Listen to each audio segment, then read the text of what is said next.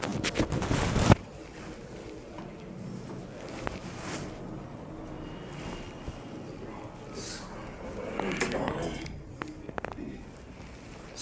আলাইকুম ওয়া রাহমাতুল্লাহ।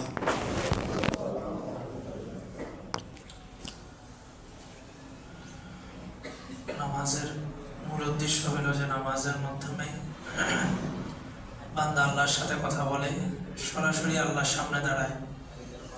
কোন এক বুজুর্গ ওনার কিতাবের মধ্যে লিখছিলেন, নামাজকে যদি শক্তিশালী নামাজ বানাইতে হয়, নামাজই মনের মধ্যেই চিন্তা করবে যে আমি এখন এই সময় কাবা শরীফের উপরে দাঁড়ানো, এবং আমার ডানে বামে সামনে পিছে, সামনে আল্লাহ আছেন, ডানে বামে পিছনে জাহান্নাম, এবং এটাই আমার জীবনের সর্বশেষ নামাজ, এরপর আর কোনো নামাজের আমার সুযোগ হবে না। তখন ওই নামাজটা তার জন্য সবচেয়ে শক্তিশালী নামাজ তৈরি হবে। আর নামাজের মধ্যে যে সমস্ত জিনিসগুলো ফরজ, ওই জিনিসগুলো যদি ছুটে তাহলে সুজদা দিলেও কাজ হবে না। বিতর্ক এমন পর্যায়ে চলে যায় যে অনেকে নিজেদের দাবিটা ঠিক রাখার জন্য বলে যে এটাই ফরজ। ইমামের পেছনে কেরাত পড়বে কি পড়বে না, আল্লাহ রাসূল বলেছেন লা সালাতা ইল্লা বিফাতিহাতিল কিতাব,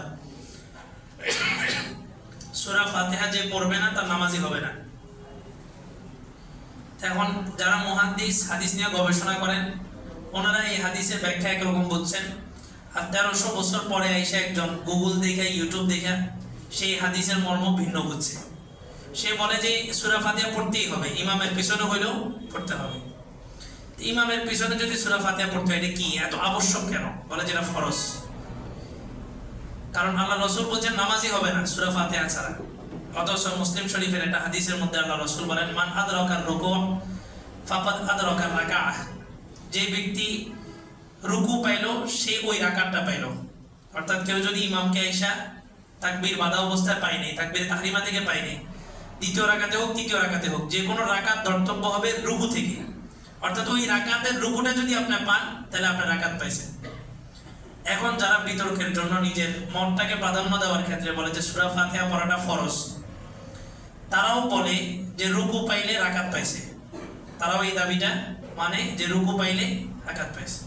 তাহলে সূরা ফাতিহা ইমামের পিছনে পড়া যদি ফরজ বা ওয়াজিব হয়, তাহলে ওই ব্যক্তি সূরা ফাতিহা না পড়া সত্ত্বেও শুধুমাত্র রুকুতে আসার কারণে রাকাত পাইতেছে কিভাবে? অথচ ফরজ বাদ গেলে তো নামাজই হওয়ার কথা না। এই জন্য বিতর্কের ঊর্ধ্বে নামাজের মৌলিক বিষয়টা কি? নামাজের মাধ্যমে বান্দা আল্লাহর সাথে কথা বলবে।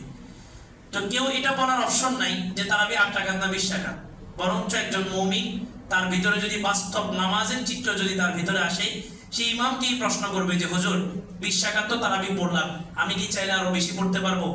কারণ আমি যতবার নামাজে দাঁড়াইতেছি কার সাথে কথা হইতেছে? আল্লাহর সাথে কথা হইতেছে। সেখানে বান্দা চাইবে যে আমি আরো বেশি পড়বো, সেখানে 20 রাকাতের জায়গায় 8 রাকাত হবে না, কত রাকাত, এটা প্রশ্নই করা যাবে না। এজন্য নামাজের মৌলিক বিষয় হচ্ছে বান্দা আল্লাহর সাথে কথা বলবে।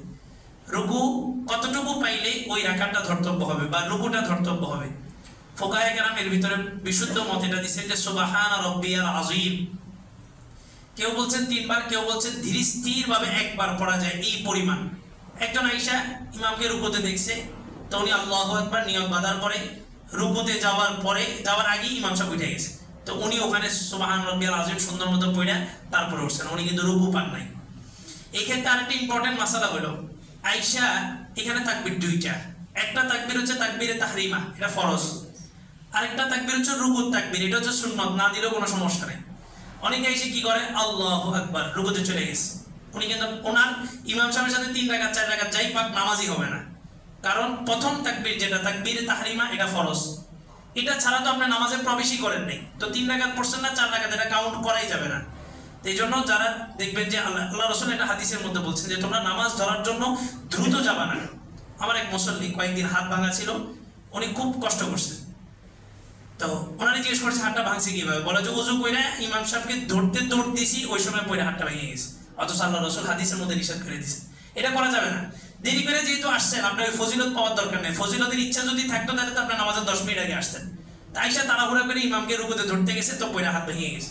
এই জন্য রুকুতে পাবে, যদি দেখে যে ইমাম রুকুতে মাত্র গেছে এখন একটু সময় লাগতে পারে, আমার মতো ইমাম হইলে তো তাড়াহুড়া ধরার কোনো চান্স নাই, আগে উঠে যাই। তো ধীর স্থির ভাবে রুকু করে এরকম ইমাম হইলে তখন যে রুকুতে শরীক হবে, যাওয়ার ক্ষেত্রে তাড়াহুড়া না, আস্তে আস্তে করে গেছেন ফজিলতের জন্য, কিন্তু আল্লাহ রাসূল নিষেধ করছে ওই সময় তাড়াতাড়ি যাইতে, কিন্তু আপনি একটা ফজিলত আদায় করতে যায় রাসূল আরেকটা সুন্নাত লঙ্ঘন করছেন। আল্লাহ তাআলা কথাগুলো বুঝার আমল করার তৌফিক দান করুন। দাঁড়িয়ে কথা শুনুন।